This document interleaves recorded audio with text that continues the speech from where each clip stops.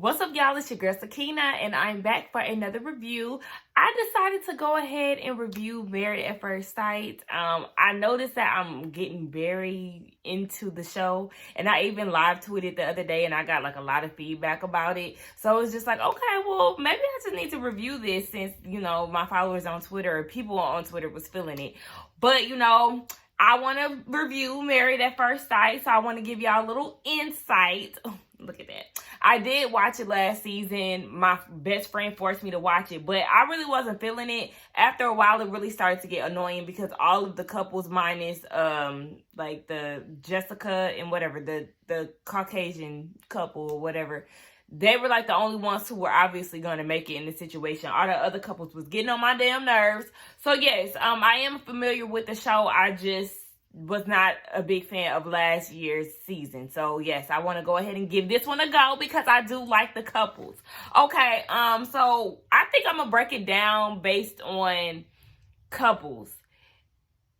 Whatever, we just gonna do it, okay? And by the way, I am a little tipsy. I'm drinking a little bit. Same drink as last time. It's Friday, so whatever. Anyway, let's get right into this review. I forgot to mention, too, that I wanted to talk about the things that led up to this week's episode. So I'm going to kind of skim over the previous episodes, all right? So we got Karen and Miles. Now, on their wedding day, Karen was getting ready for the wedding, and she comes across Miles's Instagram. One of her bridesmaids found his Instagram. I think production set the whole thing up, if you ask me, and they sent over the information. So of course she looked through his Instagram, seeing his stories and all of that. So she's already slightly turned off by him because she feels like he is way too emotional for her preference. So she's doing all this crying, and she's very hesitant to even go down the aisle. She's questioning herself, thinking what she's gotten herself into, this whole thing. And she was also saying, like, I'm not a spontaneous person. Like, what's really going on? Am I making the right decision? But, we got Miles, and he is Mr. Ready for Love. He is very much so into the whole idea of marriage. He idolizes his grandparents, who have been together for like 50 years, if I'm not mistaken. His parents have been divorced since he was about 9. So, he's a very respectful dude. He's very grounded. And, he's just very committed to the process, right? Okay. So then we get Olivia and Brett. Now, they're both cat lovers. They feel like that was deal breakers. If they could not get somebody that was in love with cats, then they couldn't be together. And you know what?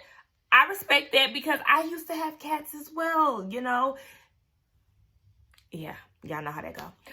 Yes, I used to have cats, and they are very much so funky but loving at the same time. So, they're very moody people or animals. But yes, I feel like Brett is very charming. He knows what to say and whatnot. The vows that he gave at the wedding was very nice. I really liked them. However, we know how you got down at the damn bachelor party, okay? First of all, he was flirting with the waitress before the bachelor party, and then he got to the party and was flirting with Henry's friends. It's just like, oh no, sir, you are not doing that. I know you getting married to strangers or to a stranger. However, this is not the way that you go about something like this. You're in celebration of being a married man, in preparation of being a married man. And here you are trying to get down with some new strangers. Be committed to your one stranger that you ain't met yet, sir. Calm down. I didn't like that. I just felt like he was trash. And then we get to, Woody and Amani. I absolutely love them. Amani is more of a very laid back, chill type of girl. But, she loves to dance, and, she's ready for love as well because the men in New Orleans are trash and not really committed. And then you have Woody, who is basically the life of the party. Honey, him and Miles are actually best friends. And all of their friends seem to feel like Miles is ready for marriage. Woody not so much because, he a playboy or whatever the case may be. Now, Woody has this very nice New Orleans accent. I love a New Orleans accent. He's the only one who has one. But yes, I could just hear him talk all day. But anyway, that's besides the point. Okay, Amani and Woody, they have the best chemistry out of everybody, right? They're just like spot on. They're very comfortable. I love it. And then you find out like some of their common interests or whatever. They do like to dance, like I said before, and they also work with kids. I think Woody said that he's like a stat teacher or whatever. So I really admire teachers. Anybody who is a teacher, I really tip my hat off to them, because especially high school, because those motherfuckers are a lot. Okay, so kudos to Woody and Amani for working with children. And then you get one of my other favorites, Bennett and Amelia. Now, Amelia is a nurse, and she is very into the idea of a stay-at-home dad, because she had a stay-at-home dad. You know, the gender roles were a bit reversed in her household, so she wants to really mimic that in her marriage. You got Bennett. He is a musician, more of a free spirit. Both of them are very much so free spirits, and they actually knew each other because they met at a party previously. It was kind of like a small talk situation, but they were into each other, but they never seen each other again.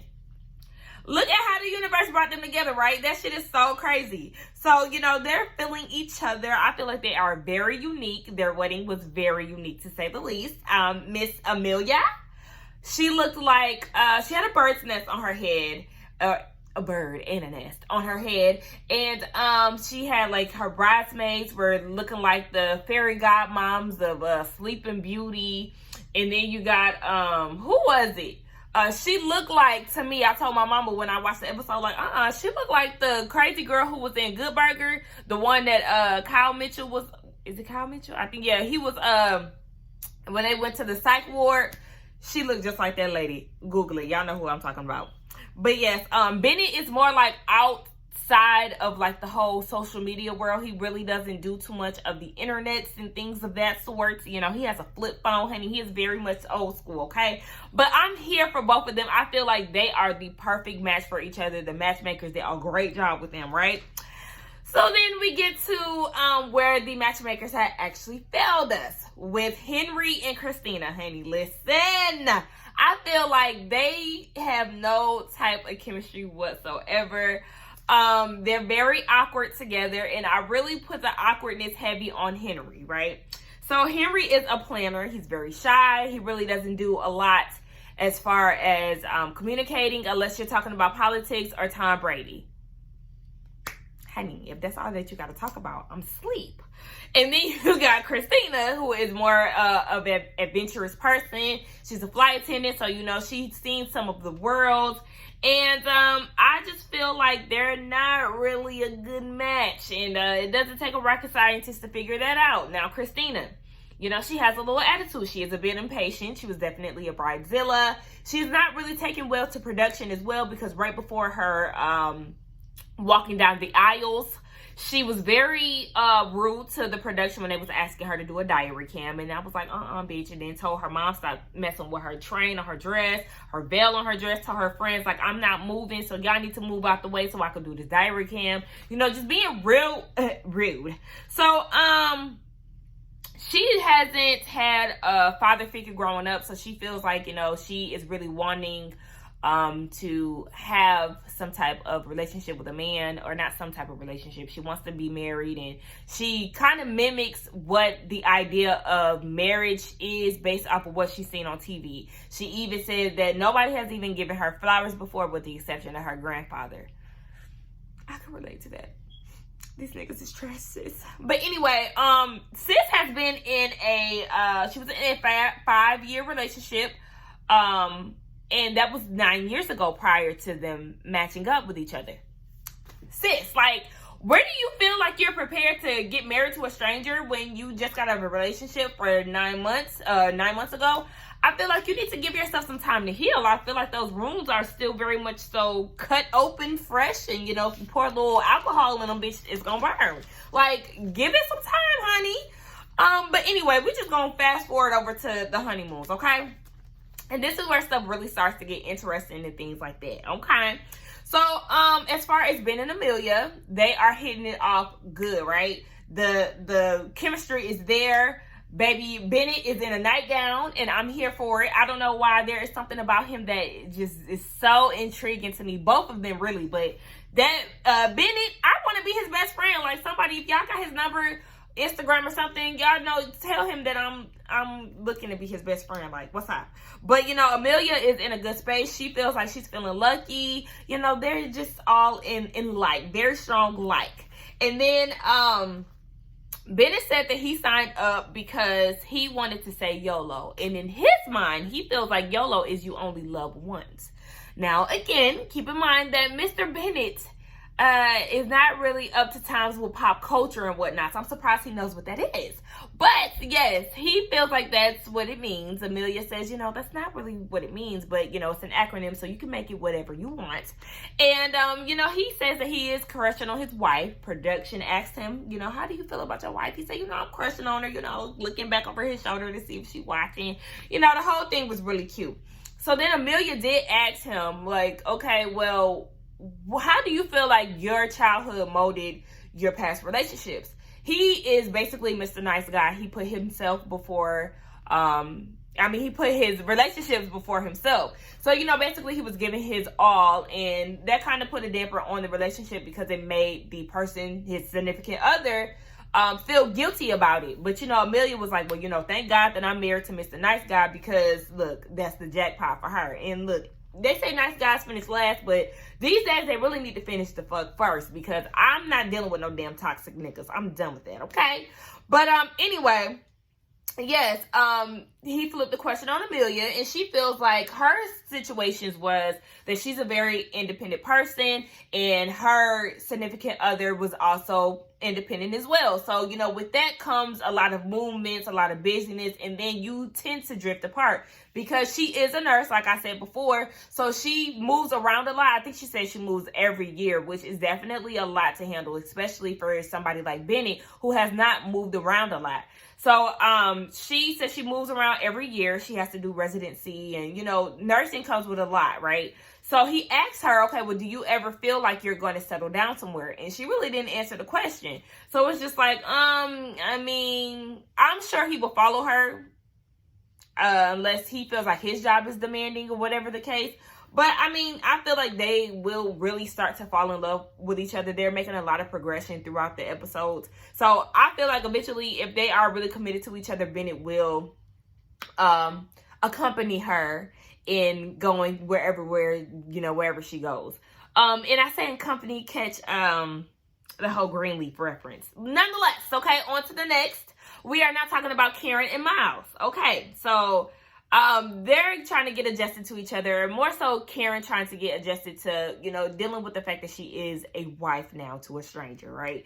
So she talks about how she never lived with anyone. Miles said he has lived with somebody. I don't think he's lived with a girlfriend, but I think he said that he lived with a female before. I can't really remember.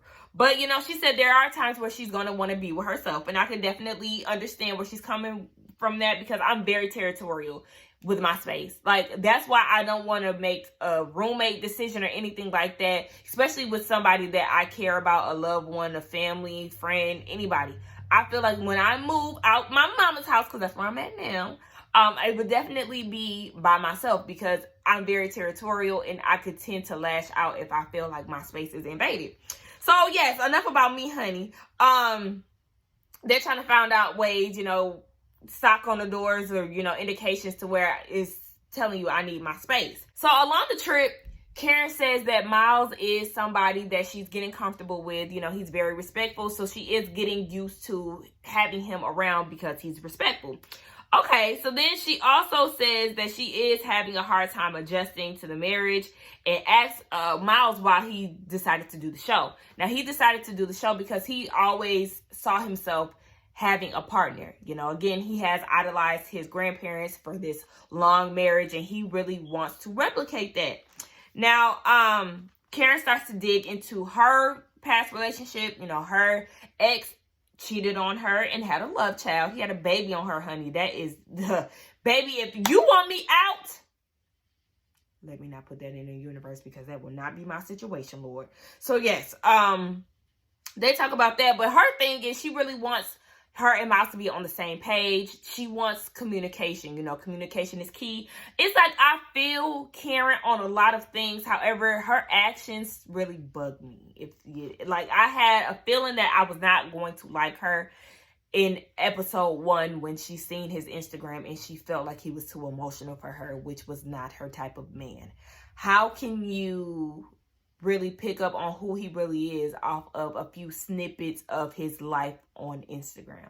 Like, everybody knows a lot of things on social media is smoke and mirrors. So it's just like, girl, you can't really base him off of what you see on his Instagram, girl, boo. So that really was a turn off for me, and that made me side-eye her for the remaining of whatever I've been seeing from this season. And usually when I have a hunch about somebody, I'm spot on. So we're just going to see how this shit continues to go on. I did watch this week's episode, but I'm going to save my commentary for that one, okay? So yeah, anyway, let's start talking about more into relationships. Miles mentions the fact that he's been in 10 monogamous relationships. Honey, you're 26, okay? You're younger than me. What are you talking about? Now, he said that, you know, Karen did mention that did worry her, but he said that he dates with the intention to marry. So, you know, if the relationship is no longer serving him or his partner, then they're moving on. So basically, it's like he was trying to find a wife. And I think Karen, well, she actually said this, her issue is the fact that, okay, well, damn nigga, you dating all these people. Like, am I just person number 11? Like, what the hell's going on? But she's only been in 2 relationships, and she feels like she's rusty at dating, but she likes to take her time. So, you know, we'll get more about them. Oh, yeah, I did forget to mention that she was irritated with him calling her a cougar when they did like a little couples thing with Amani and Woody. I would get annoyed by that, to be honest. If I told you stop calling me that and you keep calling me that, then we're going to have a problem. So, like, I could understand where she's coming from that. But I really feel like he's all in when it comes to her. And I just feel like she needs to really be more receptive. If you're going to be this hesitant in the way that you were acting on your wedding day, you should have signed up for this show, because then in her vows too, I'm skipping all over the place. Her friend said things to know about her is that she's spontaneous. No, she's not. Like, that really bothered me, the fact that her friends hyped her up to be this spontaneous person when she's not. She said it several times. She's showing it a lot. And it's just like, don't try to hype your friend up like she's spontaneous, and really she's just like, she's being a buzzkill, to be honest. But we'll talk about that in a minute. So then we get Henry and Christina. Christina is the one to always initiate the conversation with them. They're sitting at the table and there's a whole bunch of this going on. Clink, clink, clinks, okay? Because ain't nobody saying shit. So she was like, okay, well, are you having a good time with me? And he was like, yeah, I am. Oh, yeah, sure, I am. It's just like he forgot to say it. It's like, listen, you have to communicate with your wife. This is your wife now. I know you shy, you bashful, you awkward, you nervous, you all of this. But you're going to have to show some type of interest in your wife, sir. So then, he was like, yeah, I mean, we're in a good space for Amani and Woody. And then Christina's like, you know what? Don't compare yourself to other relationships because, what'd she say? Don't compare yourself because comparison is the thief of joy. And I said, okay, a word. I like that. She really doesn't know how to read Henry. She doesn't know if he likes her or not. She's really used to aggressive men and men who are very vocal in how they feel. Child, he's totally opposite. And I just feel like y'all need to go ahead and get Henry wasted, okay? Get him drunk as hell. I know they was drinking tequila the night before, but sis, you need to make him take 10 shots back to back. I need him loose as a goose, and I really need to see him in like just shed your inhibition, sir. Like, I need to see something. Like, what's going on? So then she feels like it's her duty to really show him another life, like another way. This is the way to be adventurous. Like, she's basically his tour guide, right? And they went kayaking, and when they went kayaking, he was more so a little talkative, and he wanted to take the lead in that. And then they did like this trampoline thing, and he feels like that was the most craziest thing that he's did in his life. And I was like, sir, you need to live a little. And then they did the mud float, child. He didn't even want to get his hair wet. I'm like, sir, you're a Caucasian. Why don't you want to get your hair wet? Y'all's hair is like the epitome for a wash and go, okay? Y'all can just wet it, shake it like that, and go, okay? Listen, us African Americans, We can't really do that much. It takes preparation to get this braid out popping, sir. But anyway, over to Amani and Woody. So, you know, they're very much so in like with each other. Like I said, the chemistry is popping. The communication is popping. Then they got into a conversation about sex. Now, Amani said she's not really experienced like that. You know, she's had a few partners, but she's not a pro in the game. And then Woody said, you know, he's not a trainer, but he can show you a little thing or two. You know, he's a little fluent in you know, the little sex scene. And then he would say that he would pull out his best moves for his wife. And I'm just like, okay, y'all building up this sex talk, honey. One thing I will say, talking about sex and talking about all the things that you would do to each other. All of the things your man won't do. Sidetrack. Anyway, I feel like you building up to things can really build up for a letdown, you know. Don't really talk too much about it, honey. Be about it. If you say you're gonna put it down in the bedroom, then just do it, okay? Nike, shit. But anyway, everybody started to really think that Amani and Woody had sex already because of their closeness, but Amani said that's why she did not want to have sex with him, because she feels like having sex could really cloud or break their connection. You know, she doesn't want to have a relationship based on sex, which I totally identify with, okay? The moment that a man talks to me sexually within a few hours, few minutes, a day of knowing me, oh, honey, you're out the door, because now I just feel like you want to fuck me, and that's not the, it's not going down here, okay? Anyway, they started talking about relationships, and Woody said that he has learned from his past mistakes. He looks at them basically as stepping stones that have led him to his readiness of being a husband. And then you get Amani, who talks about how her ex was married. Like, why do men do trash ass things like this, right? I was like, throw the whole nigga away, okay?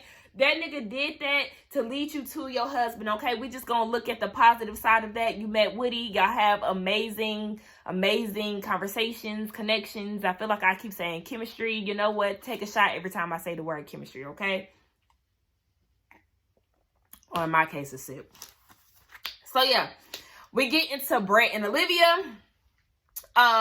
They feel like they like each other a lot. They're building a good foundation for each other. They identify with a lot of family values and all that good stuff, right? So then they start talking about last relationship. Now, Brett talks about his relationship. He had one less than a year ago. He said that he is a serial dater for obvious reasons. He did mention that his fiance cheated on him. So basically, he's probably running with the narrative of, oh, I was cheated on, my girlfriend, fiance broke my heart, so now I'm a dog. Like, you know, typical men shit, right? So, Olivia said that she had, her last relationship was 3 years ago. And to Brett, he feels like that's alarming. Why is that alarming? And maybe I feel like that's offensive or whatever, because it's the same story with me. My last situation was 3 years ago. But my thing is, it's always good to take time for yourself to get to know yourself. There is nothing wrong with being single. I love being single. I can sleep at night. I don't have to worry about no nigga getting on my nerves. You know what I'm saying? It's just peace of mind and getting to know you. So I don't really understand why people make it a big deal when you're single for a long time. It's a choice, honey. Trust me. Brett mentioned that he was dating, or, you know, casually dating this girl right before he got a match with Olivia, and he felt like they had a lot of potential, you know, with each other. They got along really well. She was a great person, yada, yada, yada. And it's just like, oh, okay. Well, I hope you don't call her ass when you go home, and you better block her ass from calling you. Then they start talking about, you know, getting ready together. They get ready to go to sleep together, and the topic of peeing in the shower comes up. Now, Olivia says that she does it. Brett has an issue with it. He feels like it's nasty. He feels like the idea of using the bathroom in front of each other is nasty. And I'm like, sir, you need to calm down, because listen, I don't give a damn. I pee in the shower. So what? I mean, I'm cleaning my legs and I'm cleaning my feet and all of that. It's water. It's going down the drain. What's the issue? I feel like, remember they said that a lot of white people don't clean their legs though. Remember that whole Taylor Swift situation on social media. So maybe, I don't know. Okay, well, just make sure you wash your legs, okay? Anyway, so, They also had a conversation later on in the episode about children. Olivia says she never really seen herself as being a mom, but she will consider it. And when you say consider it, it means that maybe I'm not going to have kids. And you know what? I really, really identify a lot with Olivia. I like her. She is one of my favorite girls. I don't really know if kids is in the cards for me. I love being an aunt. Like, literally, the same stuff that she said I would totally identify with. It's like, it is a lot. It's a life changer. I really am selfish. And just taking care of my niece and being around my nephew, like, I know I will make a bomb-ass mom. Like, I know that for sure. But it's just, it's a scary thing. So I really don't know if children are in the cards for me. But if they are, it's definitely going to be with me and my husband, honey. I'm not having kids with no damn boyfriend. Trust that, okay? So anyway, we get into the couples meeting. And Amani and Woody, you know, again, the lovey-dovey couple, right, wants to get off into everybody's business. So they're asking everybody, okay, how are y'all's connection? How is everybody gelling? How is everybody vibing? And, you know, everybody pretty much loves their energy. It's very mutual and it's very, you know, clear that everybody sees the connection that they have. Okay. Shot for every time I say connection, too. Anyway, they talk about Olivia and Brett. You know, she was like, I like my husband. And Amani was like, Brett, do you like her? And then he was like, yo, yeah, I like my wife. And it was just like, So him, you know, his delayed responses kind of made Henry trigger something. It was just like, oh, you know, I seen how he was acting down at the bachelor party. So I kind of questioned my intentions with Mr. Brett and how he feels about Olivia. I feel like he could hurt her. So, you know, he wants to have the good eye on him. And then you get Bennett and Amelia. Of course, they're in a good space. They really mesh with each other. No major issues. Christina brings up the fact that Amelia was really wanting a husband who was good at math. So she decided to throw a little math question at him. Said, what's 6 times 6? 36. I said, oh my gosh, I still got it. Thank God. So then they talk about Karen and Miles. Child, Karen talking about, oh yeah, I've given him the title of my stranger. Great! Who wants to be titled that when I'm really your husband? Like, get used to saying I'm your husband. You're my husband. I'm your wife.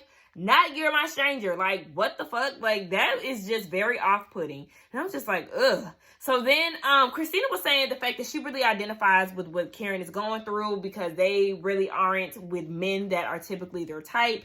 But their type are really trash men. Miss Karen, your ex had a baby on you. Girl, the fuck? What do you want? A future? Like, I'm not understanding this. So then they talk about Christina and Henry. So, well, actually, Christina got it popping by asking people what their sexual chemistry was.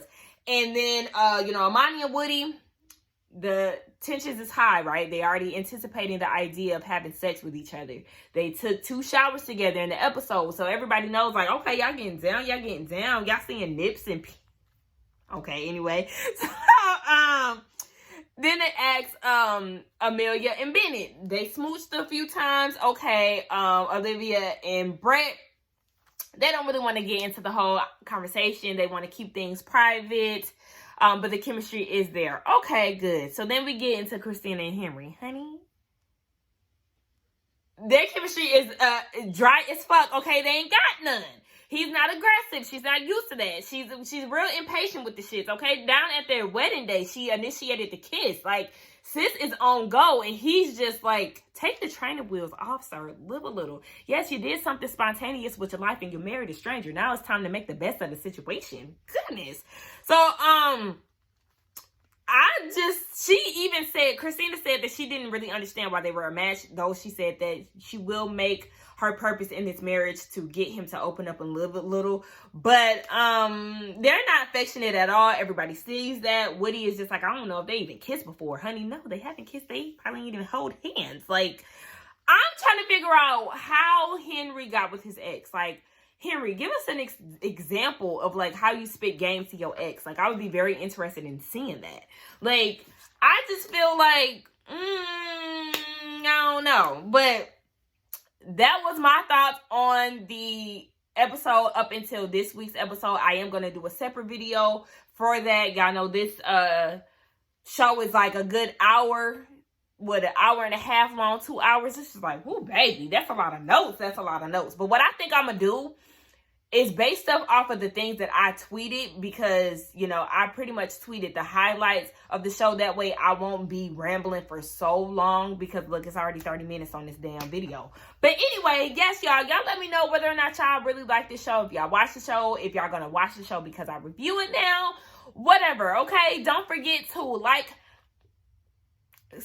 don't forget to like, comment, and subscribe to my channel. I will see y'all in the next one, all right? Bye.